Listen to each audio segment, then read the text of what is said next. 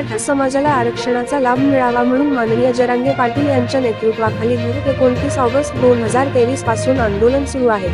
विविध टप्प्यातून आंदोलन पार पडत असताना शासनाने अनेक वेळा आश्वासने दिली। उपोषणे शांततामय मार्गाने केली जाणारी निदर्शने मागे घेण्यास लावली। शासनाला सक्रिय प्रतिसाद देऊन त्यांना आरक्षणाचा प्रश्न सोडवता आला नाही। अनेक वेळा अंमलबजावणीसाठी आंदोलनकर्त्यांनी शासनाला मुदतवाढ दिली, परंतु शासन अद्यापही टिकणारे व 50% आरक्षण देण्याबाबत ठोस निर्णय घेत नाही। मराठा समाजाचे अनेक आमदार खासदार असतानाही मराठ्यांच्या मागणीकडे दुर्लक्ष करीत आहेत। मराठा समाजातील असंख्य गरीब कुटुंबांना आरक्षणाची गरज आहे।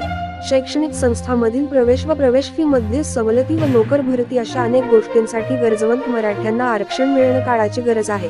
अन्यथा हा समाज अधिक मागास होत जाईल, परंतु या गोष्टीकडे शासन दुर्लक्ष करीत आहे।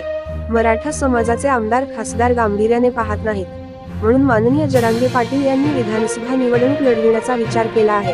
निवडणूक लढवू इच्छिणाऱ्या उमेदवारांकडून अर्ज मागविण्यात आले होते। या अनुषंगाने अखिल भारतीय मराठा महासंघाचे सातारा जिल्हा अध्यक्ष जवळे तालुका खंडाळा गावचे श्री दत्त पाटील यांनी सातारा जिल्ह्यातील वाई, महाबळेश्वर, खंडाळा तालुक्यात विधानसभा मतदारसंघात निवडणूक लढविण्यास इच्छुक असून जरांगे पाटील यांच्याकडे उमेदवारी मिळवण्याकरता अर्ज सादर केला आहे।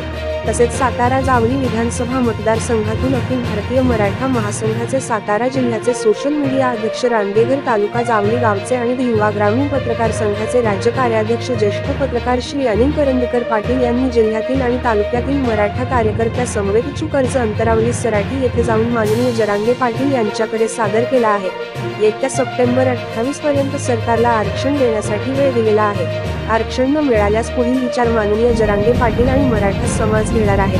न्यूज मराठी लाईव्ह, प्रतिनिधी बजरंग चौधरी, मेढा जावली।